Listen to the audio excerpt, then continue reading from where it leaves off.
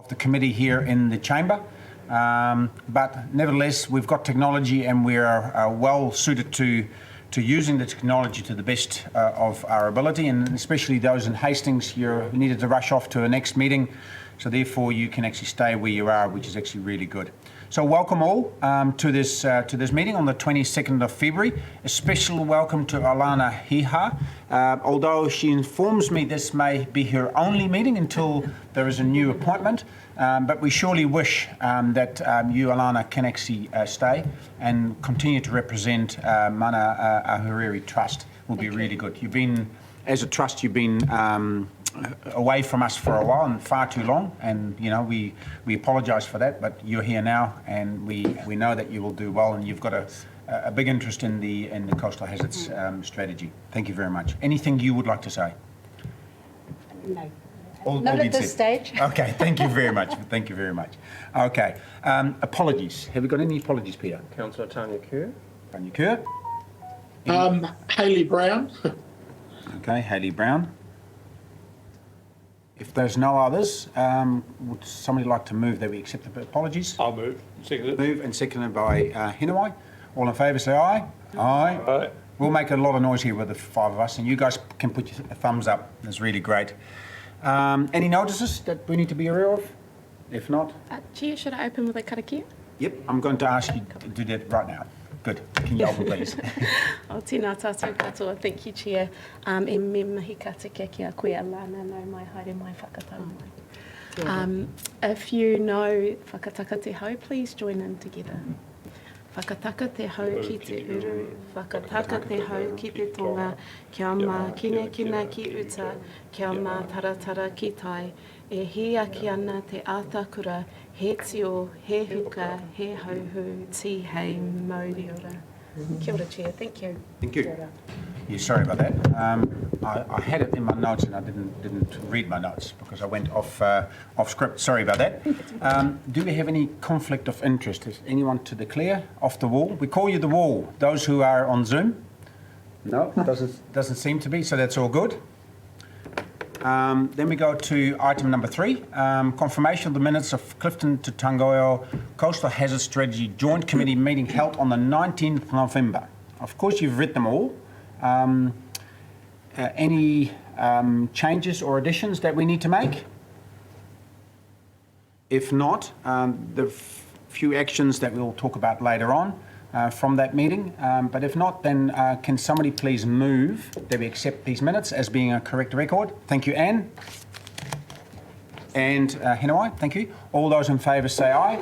Aye. Aye. Thank you. Carried.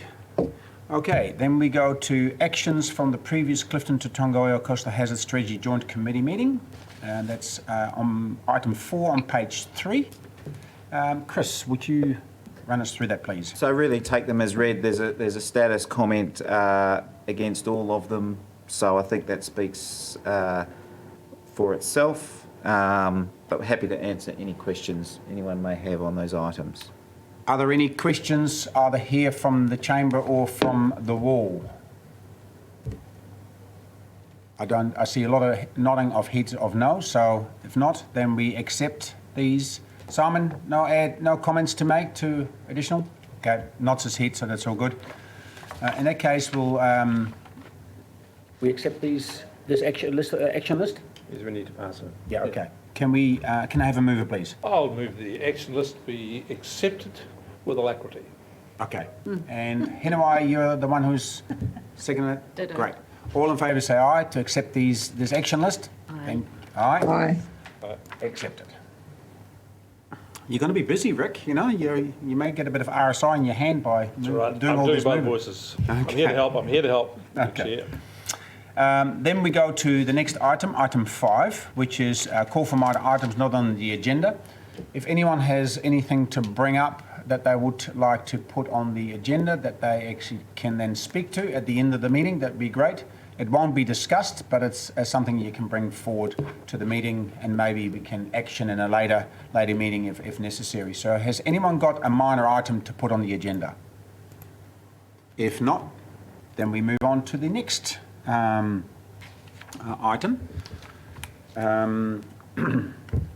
which is item number 6, communication and engagement update. And I see Rebecca is not present either on the wall. So Rebecca is now attending. Oh, she is. Can I? Yep.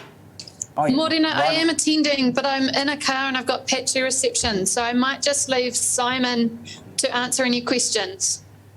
Okay. Yep. So would you like Simon to kick it off right from the start, or would you like to do that?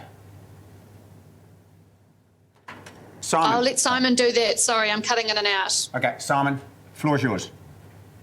Thank you, Chair.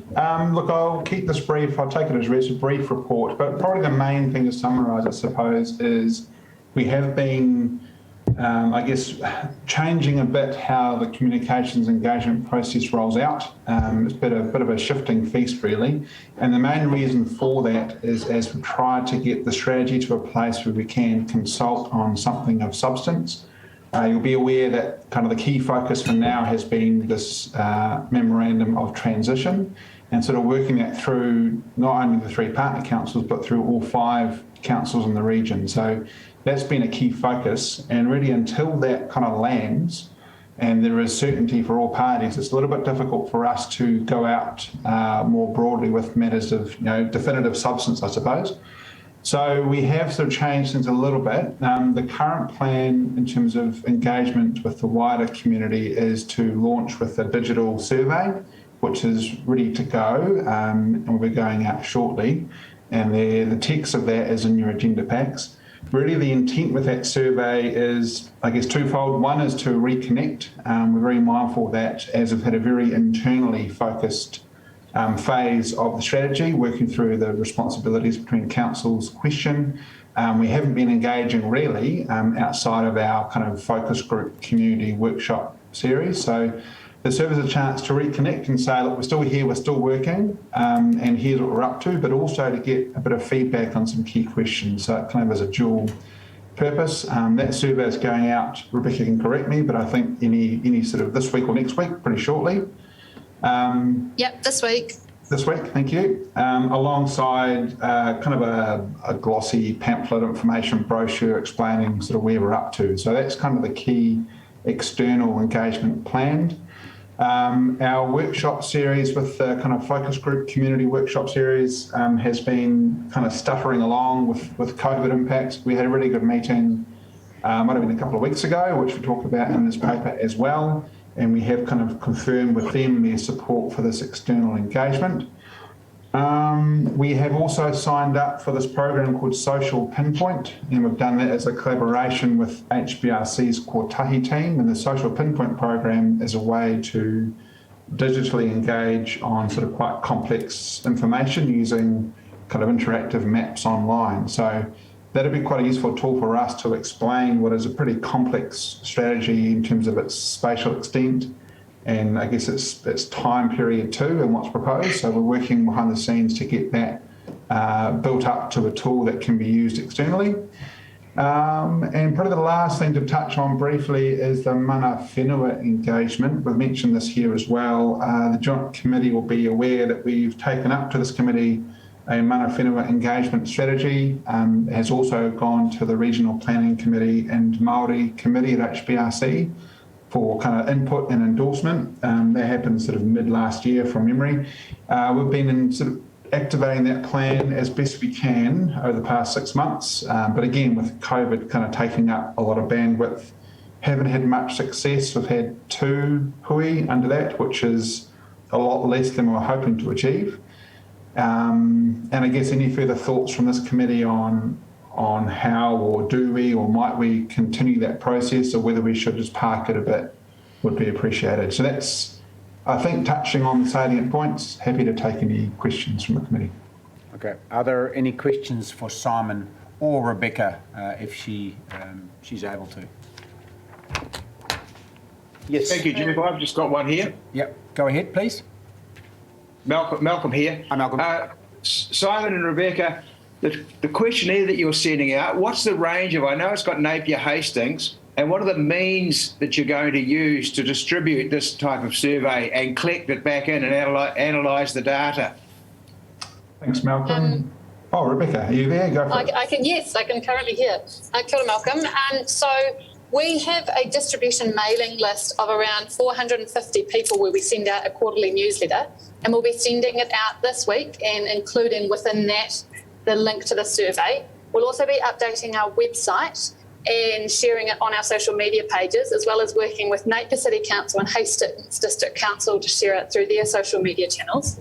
And as we talk to our community panel members around this engagement, we've asked them to share it, and they've also suggested that we put up posters and leave some information about the Coastal Hazard Strategy as well as a link to the survey around local cafes. So we'll be doing that as well. And so we'll have the survey open for about 3 weeks.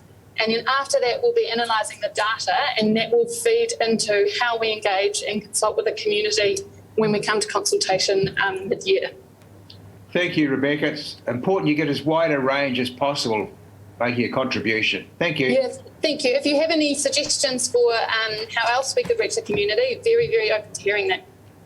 So Hastings has got that My Hastings newsletter that goes out, or even you could put it in within the rates demands to people.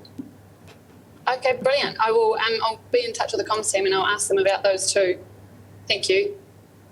Malcolm, Jenny, the rate demands doesn't put people in a favourable sort of frame of mind to answer surveys, especially when one of the questions on the survey is, what don't you want this council to do, which is charge rates.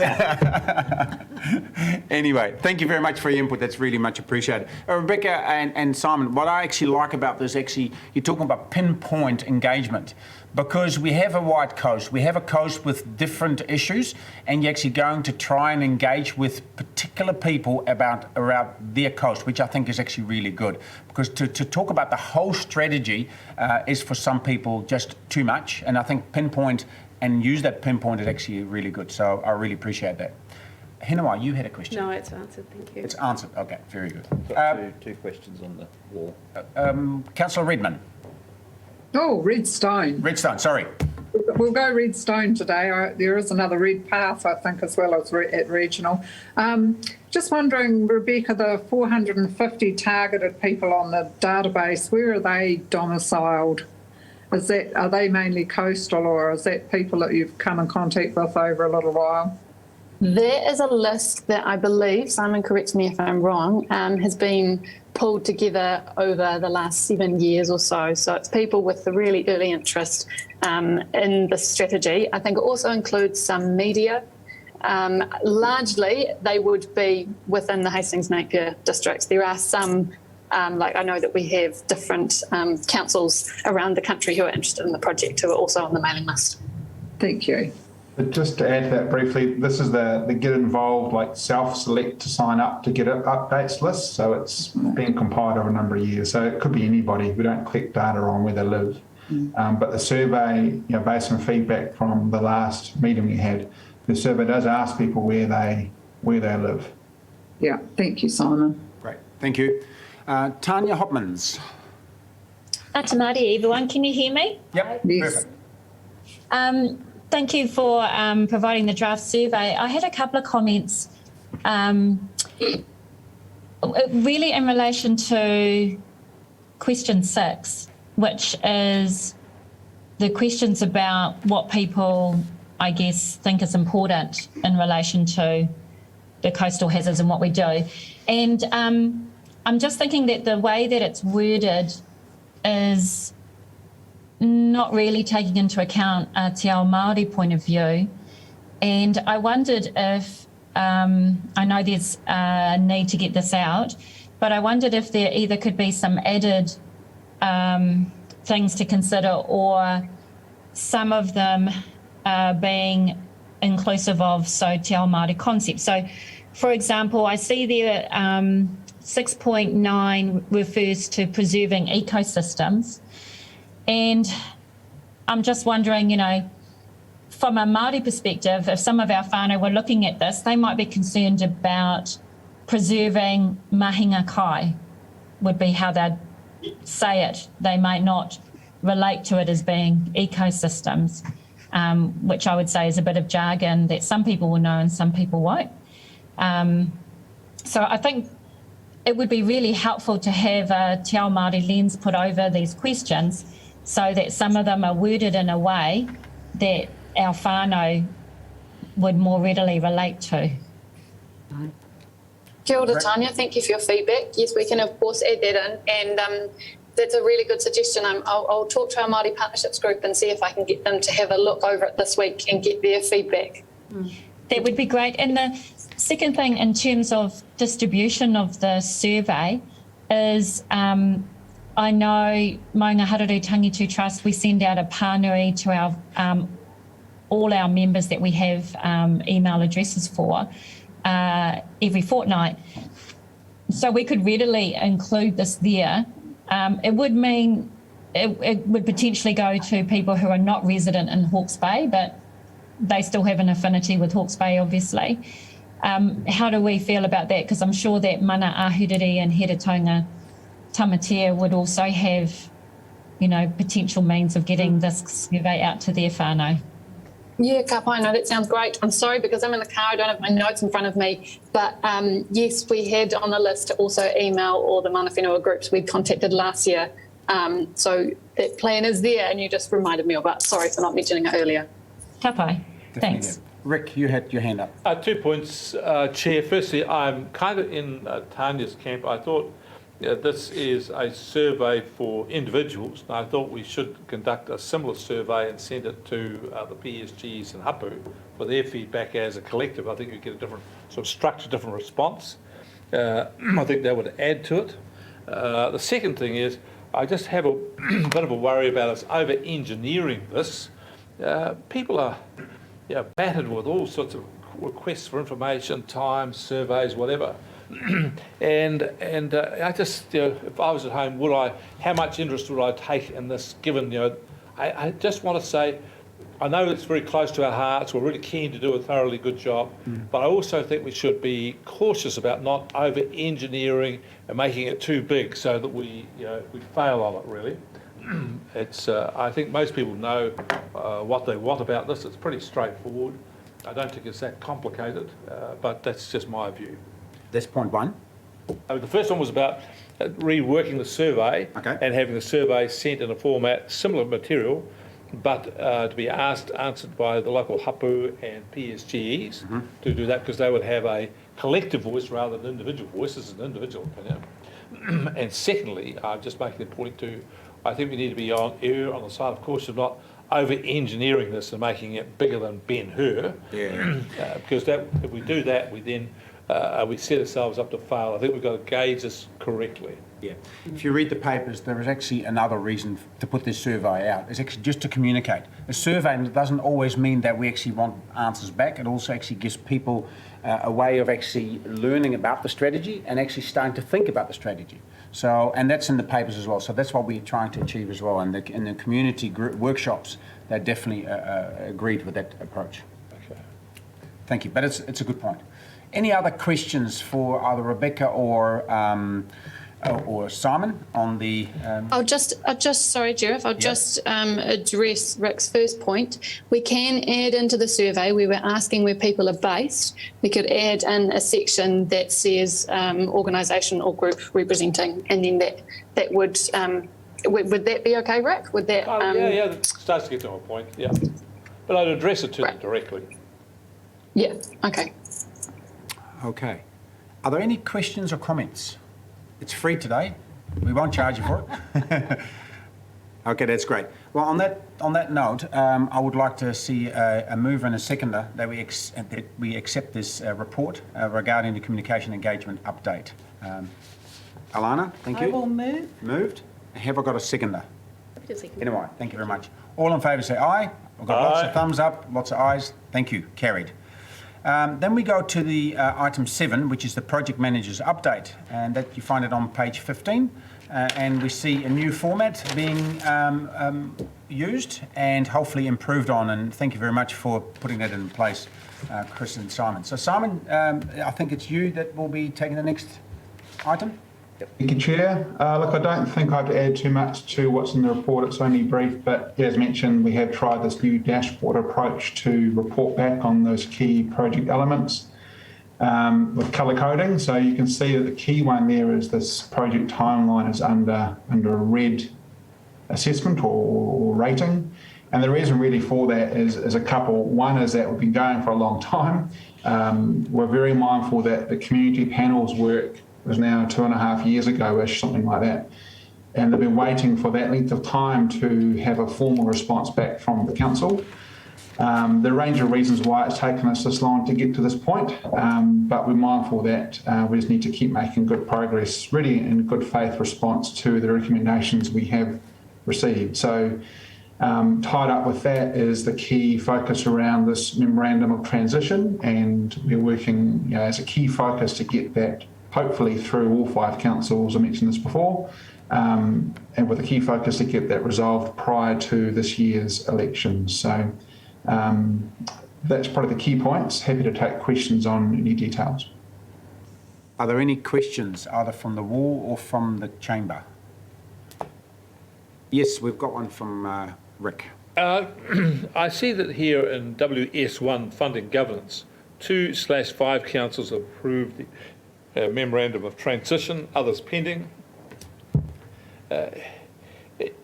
What other 5 councils are we having the MOT approved by? As the red seems to me by both Central Hawke's Bay and Wairoa.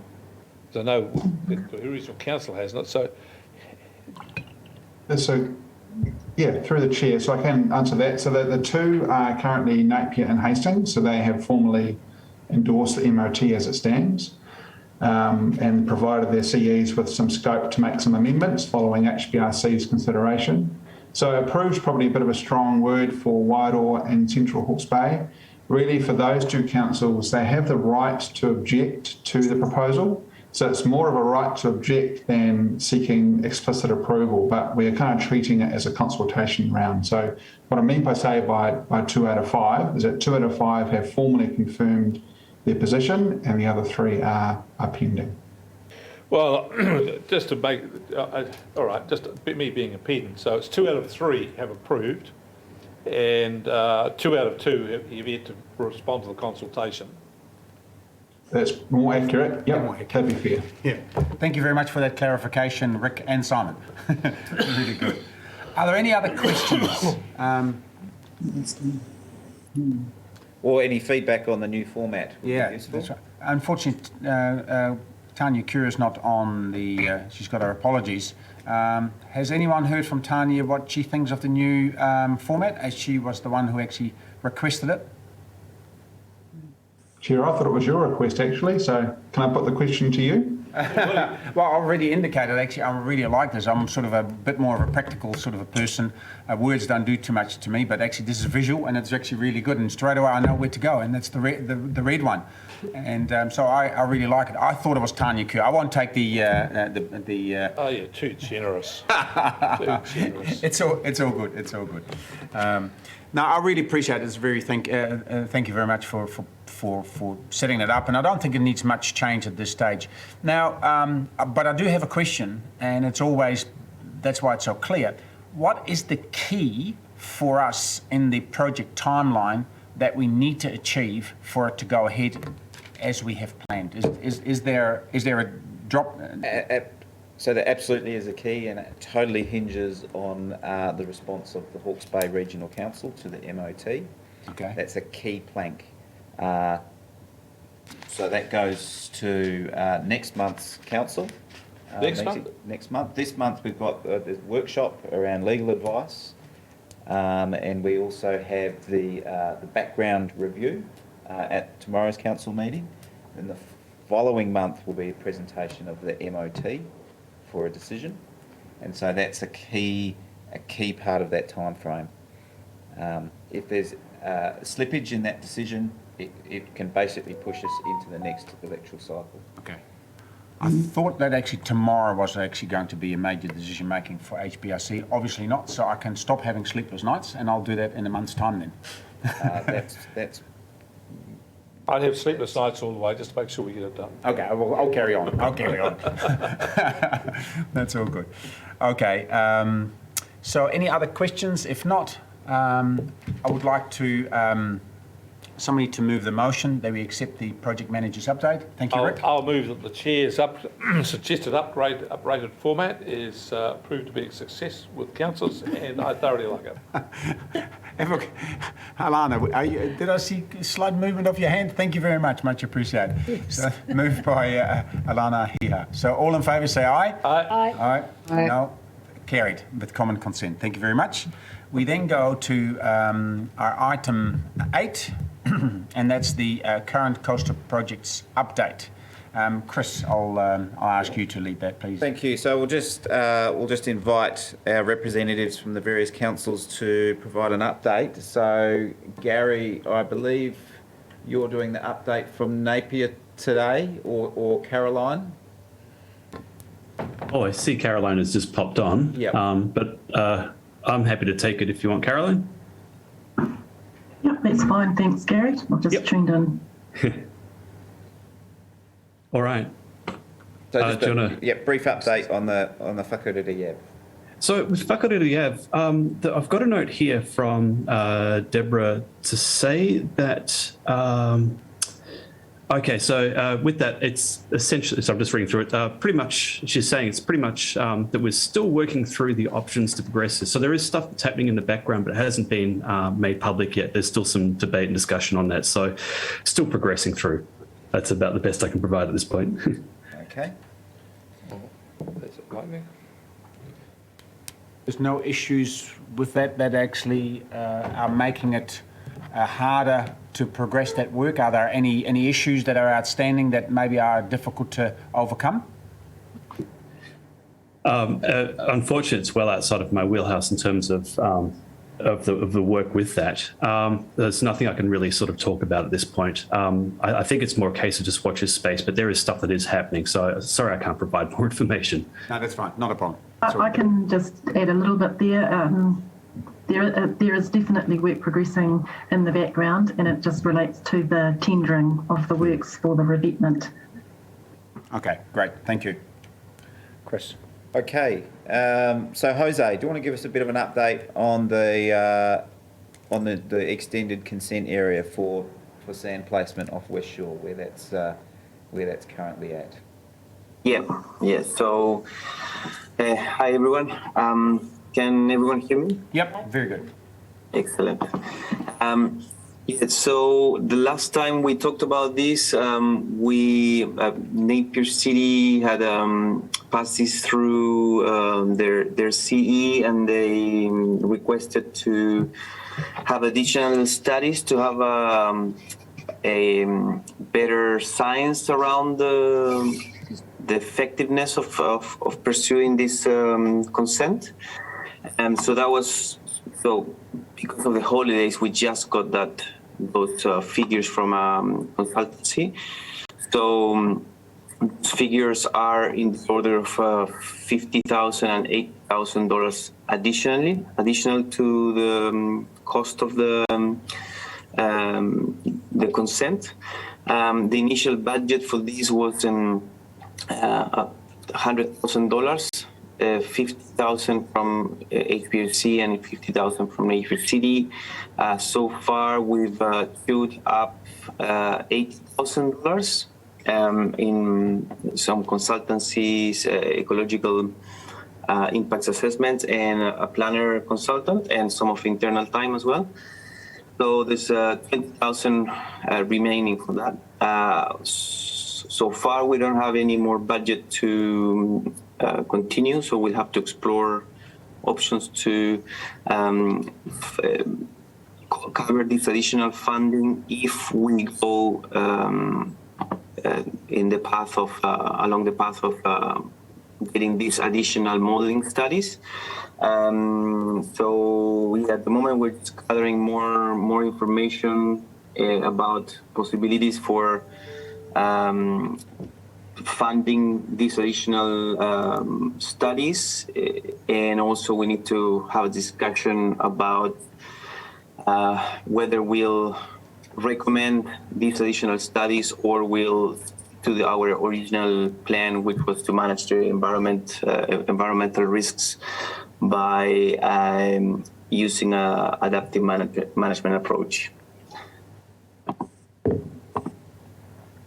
Thanks, Jose. So I think the key there is we'll be able to look at those budget issues over the next month or so, and then bring a bit more clarity back at the next meeting about whether we'll proceed with that work or not. Okay, thank you. And then we'll also hear from Mark from Hastings District Council, a bit of an update on Hamoana 18 and Whirinaki. Welcome, Mark. Thank you. So can you hear me all right? Yep, very good. Yeah. Great. So dealing with the Hamoana 18 first, another meeting was held back in December with HDC and HBRC staff to discuss resource consents and building consents, and that's resource consents from the Regional Council for Works, but also whether there's resource consents to do any building or other works behind the protection if it's built, because that's quite a big issue for the owners. They're looking for some clarity as to the current and future land uses and activities that they can undertake prior to committing to the next phase of work, which is the design and the consenting phase. So there are under no illusions that's a fairly high threshold for resource consent, and that will have to cover any future uses that they may intend as a result of the works. The H18 reps have asked the HDC ourselves whether we would like to include protection wall in our 2022-23 annual plan, which is under consideration at the moment, for a possible rating scheme. So what that would mean is a possible private-public funding in two stages, one stage for design and consenting, and then the more substantive construction phase should the consents be granted. So it's something I understand is being actively considered, but no promises have been made just yet. So that's the update I have for Hamoana 18. So any questions in relation to that? Yeah, I have a question. I have a question. So, if, for instance, the wall would be consented, that would be done by HBRC? Is the consenting authority. Yep. Consenting authority. If then a landowner, as you explained, would want to do some building or repair on their existing house or structure, garage, whatever it may be, will there be a consenting condition on the wall stopping the landowner to make repairs to their garage, shed, house? Could that be the case, or will that be an HDC consenting issue because it's to do with building of private dwellings? Yeah, well, that goes to another question, and I don't believe that's fully resolved yet, and it could be that it depends. Could be that it depends. It could be that it depends. Is that a buck either way? Could be that it depends. That's because kind of one of the reasons for that is that while the wall might provide protection, does it remove the hazard in the long term? And if it doesn't, then actually the resource consents to do building work might actually go back to the regional council as well as the district council from a building consent phase. So it's a little bit of a murky spot, to be fair. And so work's continuing on that to try and give some clarity for those owners, or for those owners to get some clarity for themselves as part of their due diligence. Chris, is that a fair summary? Look, absolutely, and that brings right to the forefront that moral hazard where when these structures are put in place, it's only for a fixed period. They certainly will not be there forever, and the adaptive framework demonstrates that at some point they may need to be removed, and it's around the intensification behind that protection and what do we do in the longer term. So I think it's great that those questions are being asked, but they're not easy to resolve, which I think is why Mark can't give us a definitive answer. Yeah. But I think it's promising that those discussions are being had to provide clarity for everyone, so everyone knows what they're getting themselves in for. So, but just a question, how is that a moral hazard? The phrase you used. So it's, I guess it's the phrase used where there's intensification of investment behind protection that then makes it more difficult to remove the protection, and it increased the cost for the community to deal with when the hazard eventuates, say, in 100 years. So that's the term that I guess the coastal hazards environment is sort of using for that investment in those hazardous areas. And we're having there are similar discussions happening in the community right now, in, for instance, East Clive, Homoana, where people are wanting to actually add an extra bedroom. Then all of a sudden, hey, remember, you're in an area that's going to be inundated, therefore you need to be X amount of metres off the floor, and it comes with an extra cost. And that really actually knocks them for six, unfortunately, and there's quite a bit of discussion happening around this. So we need to be well aware of that. Just to come back to it, my words do matter, and I just sent to the dictionary thought that confirm what a moral hazard is the risk that a party has not entered into a contract in good faith. So the underpinning thing of it is good faith, and I'd be appalled if we didn't do everything in good faith. So I just think the thing is that let's be careful about this. I don't see these things as moral hazards. These are engineering solutions which were open and transparent about. The consequences of are all clear to everybody else, and it's then just a simple choice. And people have to make up their own mind and their own calculus. If we use the term moral hazard, we're then implying that we're doing something not quite right here, or people, whereas I don't want that at all. Okay. Any other questions? I'm sorry. No, that's fine. Any other questions for Malcolm? Yes. Thanks, Chair. Just wondering about when people are talking about building behind the wall. I think the general view is that it would be remediation rather than any development or new building that would happen. And I'm just wondering, couldn't something be put on the wall consent to indicate that? Yeah, and I think that's the discussion we need to have. Malcolm. Yeah. Malcolm, you wanted to comment on? No, I hadn't indicated, Jeff, sorry. Oh, sorry. But Mr. Jeff, I was just going to say that what Anne says is one of the reasons why I said it depends. There may be conditions put on any consents that relate to the activities and the scope of those to deal with the offensive hazard. And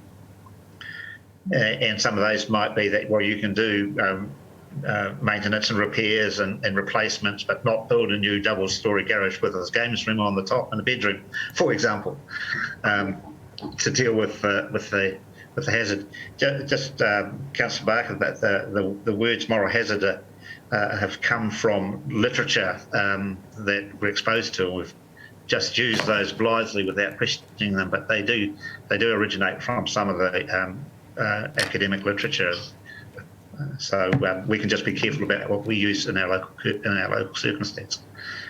Well, thank you. Maybe even more allergic to the phrase now. But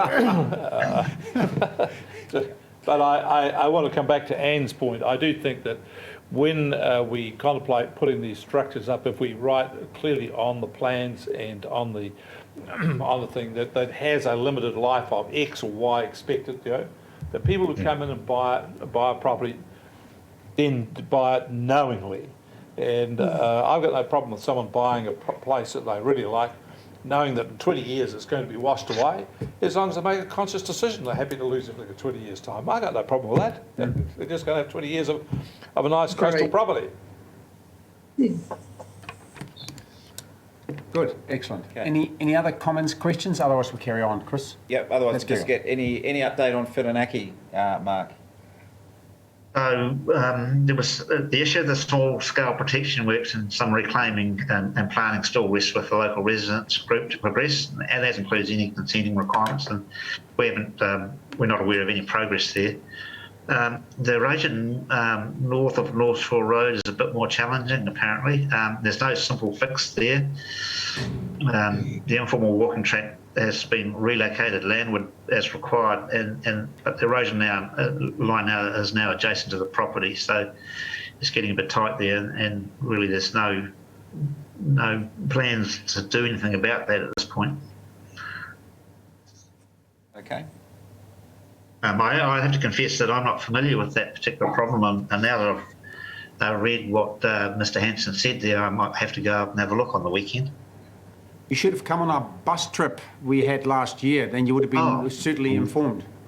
I ideally wanted to. Unfortunately, I had another clash that I couldn't get out of, but I was quite looking forward to that. And a good time was had by all. Yeah, and I understand the lunch was nice as well. Very good. Okay. So that's it for the project update. Okay, sounds like school. Okay, thank you very much. Once again, thanks for the verbal current coastal projects updates by those who contributed. We now will accept these updates, and have I got a mover? I have Rick and Henawai. Thank you very much. All those in favour say aye. Aye. All right, thank you, carried. Then we go to item 9, Coastal Ecology Workstream. Quite a bit of work there and very interesting, and no doubt they will actually, hopefully we'll start a discussion. So have we got Dr. Kelly? So we've got Shane Kelly online, yes. Look, just as a brief introduction, the reason this package was kicked off was to help inform us as the project going into a consenting environment, how we were placed with the knowledge around the ecology of that coastal area. So we commissioned this piece of work. So it's now completed and being presented to the committee. So we do have a presentation. And Simon, are there any other key pieces of information you'd like to share? I guess it's pointed out that there's a whole raft of information that exists, but there's also a number of gaps. And so we've laid out in table 1 the pathway forward, 1 to 6. So we've completed the gap analysis, and we will go through those other steps as we progress. Thanks, Chris. Through the chair, there's perhaps 2 things to add to that. One is, I guess, in my mind, there are 2 key reasons for this work. One is that, I guess, preparatory to a future consenting process, and the more data you can have going into that, the better.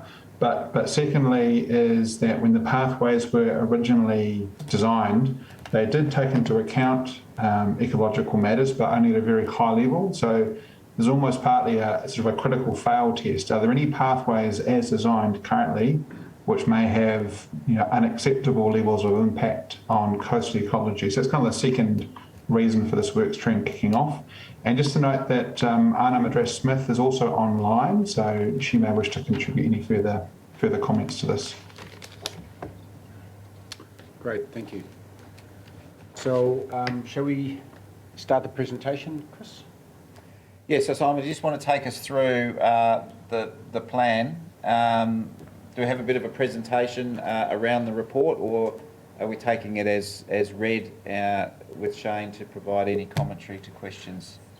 Yeah, well, I think rather than me try to summarise what Shane's come up with, Shane, can I hand to you to introduce yourself and talk about where you got to, and then we'll go to questions from there. Yeah, good morning, everyone. So I was commissioned to carry out the initial gap analysis for the ecological assessment of the proposed mitigation measures. So it probably is easiest just for me to take you through a little presentation I've prepared, and then we can maybe take questions after that if you like. Yep, great, thank you. Please proceed.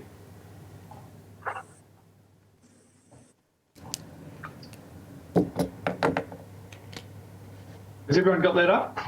Yep, we can see that. Okay, so that's just the introduction. So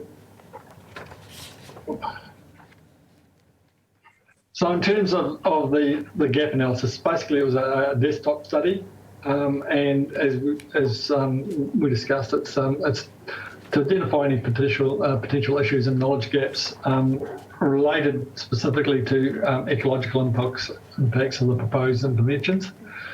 So the approach I took was first to sort of list those proposed interventions and map them on the area affected. I then considered what potential ecological issues that could arise from those interventions. I identified the habitats and communities that were potentially going to be affected. and then went out and looked at available information that could help us inform our assessment of those impacts. And falling out of that was where the gaps were. And finally, I just presented some conclusions and recommendations in terms of what it told us and what the next steps should potentially be. So as we've talked about, and I won't go through this in detail, but it's outlined in the agenda, but this is a first step in a 6-stage process in terms of assessing those ecological impacts. So in terms of the proposed interventions, and this is based on the strategy, there's around 6 kilometres of coastal seawalls being proposed in the area being considered. There's around 20 kilometres of coastal beach renourishment. There's dune plantings. There's coastal structures being placed along around 18 kilometres of coastal beach, and those include things like groins and breakwaters. There's the potential construction of the inflatable storm surge barrier in Ahiriri, and there's also retreat from the coast as one.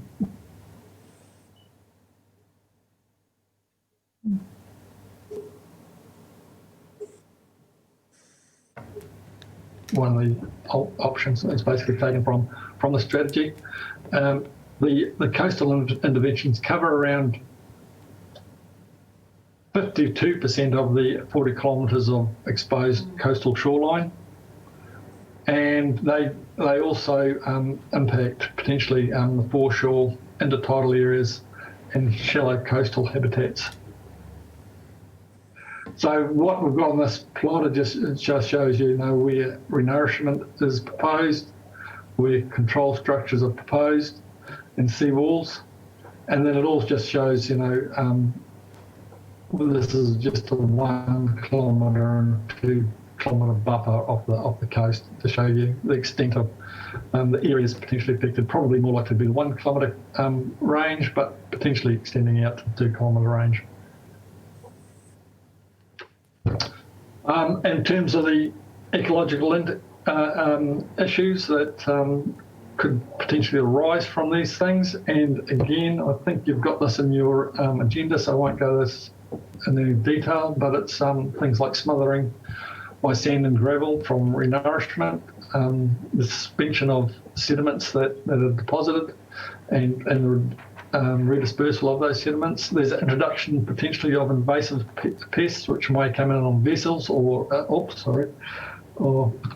on materials or equipment that's used.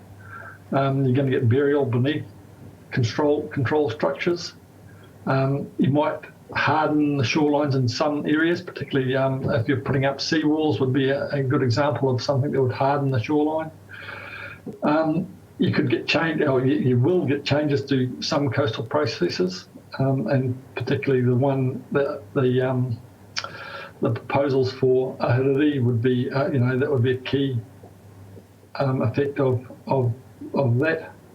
You'll get physical disturbance by machinery. There'll be flow-on effects for birds and fish and coastal vegetation, and you'll also get disturbance and occupation of coastal wetlands. And I should have said at the start, some of these effects will be positive and others will be negative, and dune planting might be a good example of where you might get a positive outcome for your intervention.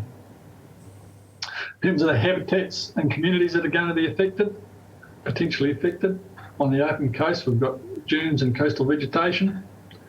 There's the beaches and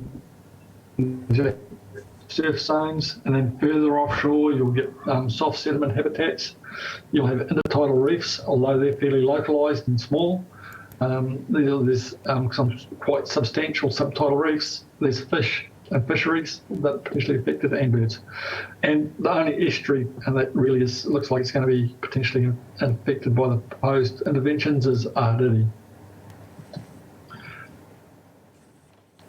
In terms of the gap analysis, the way I carried out that, I map each of these potential issues to the areas potentially affected for each one.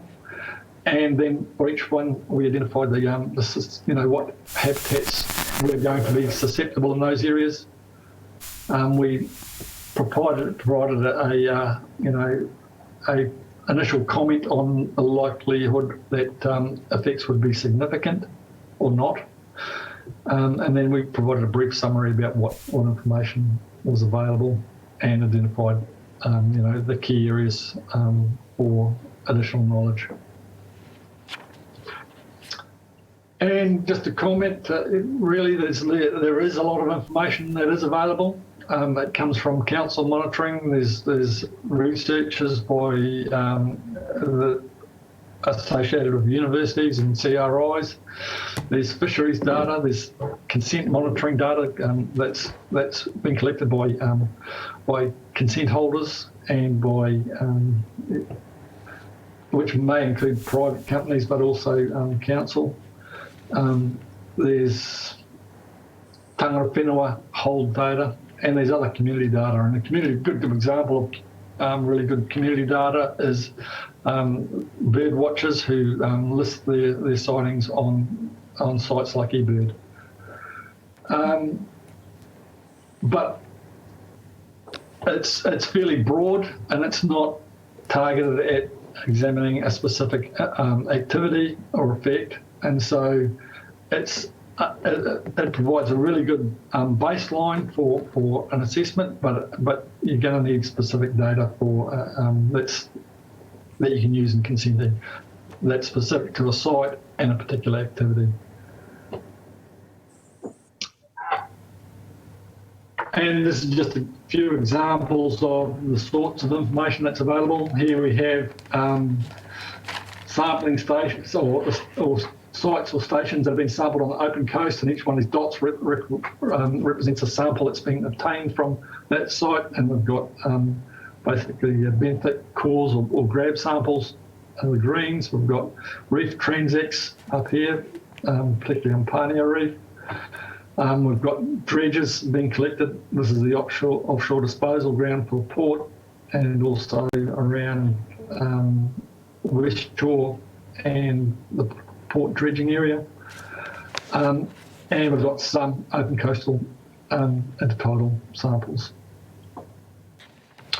Over here we've got sampling that's been carried out in Ahuriri, and you can see there's quite a few sites, and in each one of these we've looked at it has been looked at sediment chemistry and ecology, so pretty good coverage in the Ahuriri. Here's just a few more examples of locations of reefs and mataitai, and that comes from a variety of sources. And then here's another really nice example. This is a habitat map produced by the Regional Council of Ahuriri Estuary. So in terms of regulatory considerations, and I mentioned before that consent processes, may not be that good at looking at long-term cumulative effects. So that individual action of one particular intervention might have, be quite small, but when we look at it cumulatively over a period of 50 to 100 years, it could be significant. And you've also got to acknowledge that there's also going to be climate change impacts occurring at the same time. So we're going to get warming sea temperatures, and we're potentially coastal acidification, and those are both going to have quite a significant impact on ecological functions. So consents, as I said, don't really manage those sorts of impacts that well. So really, it requires a strategic regional planning framework, I think, to work your way through those issues, and to guide, what's allowed or under the consenting framework. But either way, whether it's for consents or for planning, you're going to require some pretty good information on ecological effects and outcomes. So just wrapping up, in terms of the recommendations, my recommendation was continue to progress through that 6-stage process. I think it would be useful to seek, greater input from tangata whenua and get some of the customary knowledge and incorporate that into this process. There's a recommendation, about filling the gaps. So that's through a detailed review. My gap analysis didn't provide a detailed review of what all this information tells us. It just identified that information was out there. So it's a matter of pulling that all together and consolidating and interpreting it. And there's likely to be some targeted monitoring or assessments required that fall out of that. And then the final recommendation was really through the planning process. I recommend that the strategy be regularly reviewed, and as new knowledge comes in, that knowledge is incorporated into the strategy. So that's it, really. Okay, thank you. That was a very basic, quick assessment of the document that you put together, and we really appreciate that. There's a lot to read. Have we got any questions either from the wall or from the council? I've got Henawai and Anne with hands up. So Henawai, you first. Thank you, Chair. Kia ora, Dr. Kelly. Lovely to see you and hear from you again. And I 100% agree with your comment around having input from Manafinua, who sometimes have the intergenerational knowledge gap, and collecting data and methods that are based around mahinga kai collection and practices. So thank you for that comment. I've got 3 main questions that I sort of want to pose to you, Dr. Kelly. The first being, sort of, have you undertaken research like this before, as the stage 1? Secondly, how significant do you think the gaps actually are, or the knowledge gaps, to be able to progress to the 6 stages? And then thirdly, if there are large gaps, particularly in the different solution scenarios, do you think, through your experience, do you think really we should have a hierarchy of maybe resources, time, effort and energy go into the more significantly affected areas, such as the Ahuriri estuary? So have you got those 3 questions? Yeah, I have. So in terms of what my experience is in doing this sort of stuff, it's quite significant. I've been a marine scientist now for over 20 years, and I've worked on projects. I've done lots of projects where I've looked at the values and ecological values and functions of an area, harbours like Manukau Harbour. I've written 3 or 4 State of the Hauraki Gulf reports. So those has given me a lot of experience in this sort of stuff. In terms of the significance of knowledge gaps, I think the key is that the available information may not align that well with where the proposed interventions are going to be implemented. In every case, for instance, a lot of those coastal samples tended to be more offshore, and so I don't know how much relevance from those samples you can draw for places that are potentially hundreds of meters, where the effect's going to extend hundreds of meters offshore rather than kilometres. So I think you're going to have additional data collection. And your final question was around having a hierarchy of interventions. So, focus on key ones first and then work your way through it. To me, that makes a lot of sense. not only from an ecological perspective, but a risk perspective to communities. So yeah. Thank you.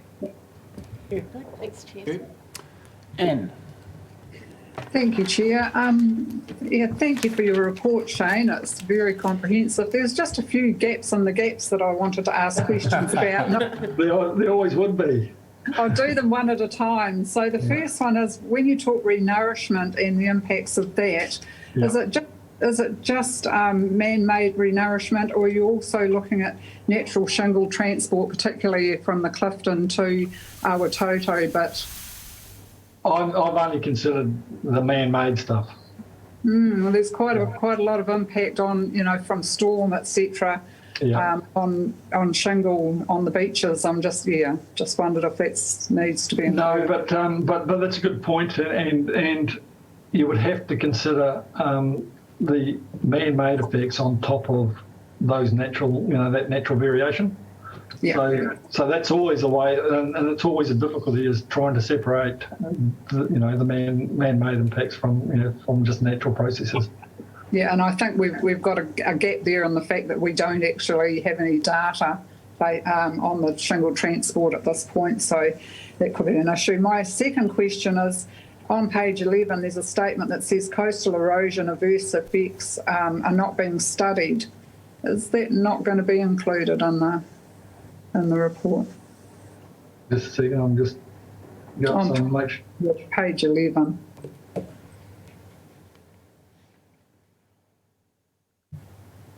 And can you just point me to where on page 11? Oh, good question. Sorry. Leave that one for now while I'm looking then. Okay. The other one was construction knowledge, and I'm just wondering if any data's been collected at all on any of the walls we've built recently, or whether it's mooted to be collected on, say, Whakarere wall, just to get some information. I didn't identify. There's assessments that feed into the consenting process when walls constructed, but post-construction I didn't come across. I can't recall coming across any real information. Right, I'm just trying to get back. Having said that, the intertidal around the port area is largely a modified human habitat, and there have been surveys done on that area, so that provides you some information, but not a lot. Oh, sorry, I'm trying to get back to page 11 to tell you about that. And I think I found it for you. It's the second to last paragraph on page 11. Yeah. We talk about unchecked erosion effects will also have adverse ecological effects, but these haven't been considered in this report. That's correct. Do you see that, Shane? Yeah.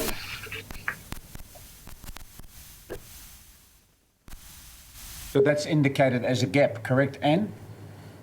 Well, it's not been taken into account. It says that the effects, the comment is that it's not being studied. So yeah, I would put that in as a gap, that possibly it should be studied just to get some sort of basis of a comparison.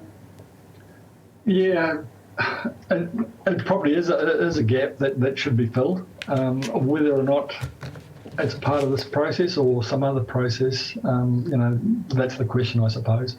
Right. Thank you for that. And one comment, just a quick comment. We had a presentation at my Eco Districts Committee the other day about the dotterels, or the Pohuera banded dotterels that are present on the beach now between the Tukituk and Clive, and there's quite a number of them coming up, so that they're not on the report either. So just adding in that there's a good community of dotterels now. Okay, yeah, thank you very much for that. Yeah, thank you. Mm. Good, thank you, Anne. We'll go to Tanya. Kia ora anō. Thank you, Shane, for your report. My queries are really around mātauranga Māori in terms of identifying the gaps. When I had a look at the bibliography, and I appreciate it was simply a desktop exercise, there is, I think, a wealth of information that has been produced over the last 2 years by tangata whenua, in particular Ngāti Pāro and Maunga Hareru Tangitu Trust, as part of their MACA applications, which were heard and reported on in December of last year. So there must be, from the MTT side, maybe 6,000 pages of evidence. I don't see that evidence being referenced there, but in terms of dealing with tangata whenua input, it would be good to review that first before talking with them. Okay, yeah. Because that's a substantial body of information. And I did. So sorry, I just jump in terms of the reef graphic that I showed. A lot of that came from the statutory acknowledgement document, which was really useful. Correct. Yeah, correct. Yeah. So I think that's the first thing is the body of information that's available from the MACA proceedings. The second one is who's going to be providing the Mātauranga Māori lens on this work. Shane, I'm not sure if that fits in your wheelhouse, but that's something that as a committee we should be considering, and maybe it's something that some of us can discuss with Simon. So I thought I'd just touch base with you in terms of your background and maybe your team, your wider team. I'm not entirely familiar with who they are, but whether there's Mātauranga Māori people there who could assist in analysing the information that comes from tangata whenua. I certainly don't claim expertise in that area, and so I would expect that either if it's I'm involved in it, I'd expect to have assistance with that, or alternatively, that would be done separately from me. I have experience in working with hapu and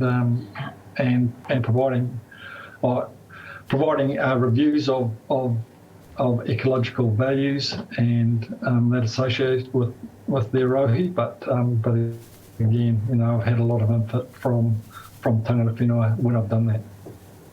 Okay, and the last thing was you raise a very good point in your report about the difficulty of the RMA assessing cumulative impacts over time.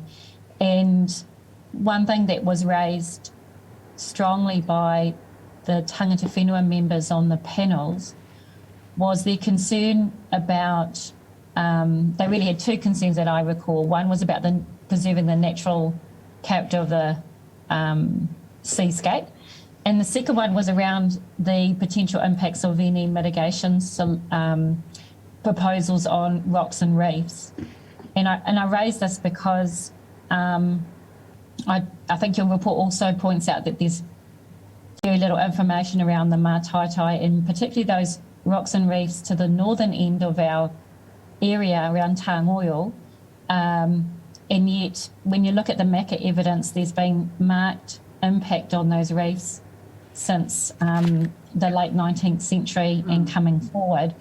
That's all kōrero awaha, that's all anecdotal evidence from tipuna and whānau who comment on the changes. It's not scientific, obviously observation reports from a Western science perspective. So two things I want to point out there. One is that the impacts that might arise cumulatively from all these different mitigation measures may impact reefs further north, not just Pānia, Rangatira and other reefs close to Napier City, but the way that I understand the currents flow, that they can impact potentially reefs north, and just where we have eyes on that as part of this ongoing work that you're doing and in terms of gaps analysis.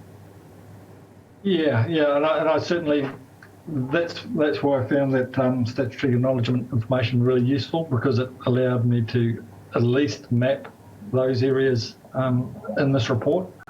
But I agree that, in terms of available scientific information on those reefs, there seems to be very little available. So I think the key source for that area in the initial phase would be, speaking with tangata whenua, and sometimes it's not stuff that people like to share, but it is really informative, and I think it would be really useful.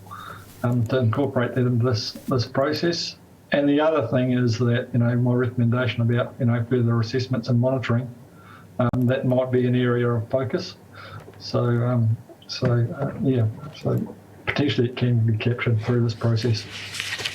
Yes, it's an exciting opportunity for our committee to take on board both Western science as well as Mātauranga Māori in terms of assessing past effects and potential future effects. That's what I really wanted to raise. And then leaving it with you, Simon, I guess, around how best we do that. Okay, thank you. Thank you. Any other questions, either from the wall or from the chambers? It's very interesting. In a previous life, I used to have quite a bit of time, and colleagues of mine would take me fishing. And the funny thing is, they were trying to get on top of wrecks in the bay here, because that's actually where life was. And you would think, where a ship, man-made ship, was actually sunk, and all of a sudden there actually was abundance of fish life. And I definitely have seen that in Europe in my travels, where man-made structures actually have increased life in the sea, where it was barren before, and growing systems for recreation also, but for actually harvesting of fish and shellfish and so forth. So there is definitely opportunities to be had as well, if that was the case. But I think this is a very good start. Identifying the gap, and hopefully as going forward we will actually find ways to actually close those gaps, and especially from a Manafinua perspective, that we include that into our studies and our research as well. So thank you very much for this start, and quite daunting first off, but no doubt will sort of grow into the knowledge and understanding of what is happening in our coast, which is actually another part of why we're actually interested in this work. So thank you very much for that. Any other questions? If not, once again, thank you very much for your report, and then we'll move on in the agenda.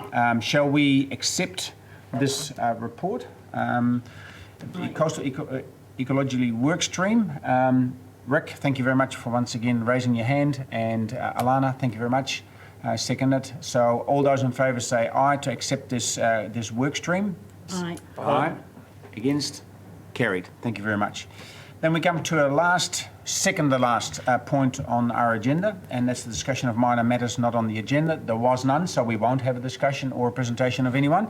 So the very last item that we're going to undertake is actually close with karakia. Henawai, could you once again Chair, thank you. Tēnā tātou katoa. Please join in if you know the closing karakia. Kia tau, kia tātou katoa, te atu whai o tō tātou ariki a Ecology, me te aroha o te atua, me te whiwhi ngā tahitanga ki te wairua tapu, ake ake. Amen. Thank you very much for all of your attendance. I know it's on Zoom, it's not that easy. Mr. Chair, some of those in attendance need to stay on Zoom because we're having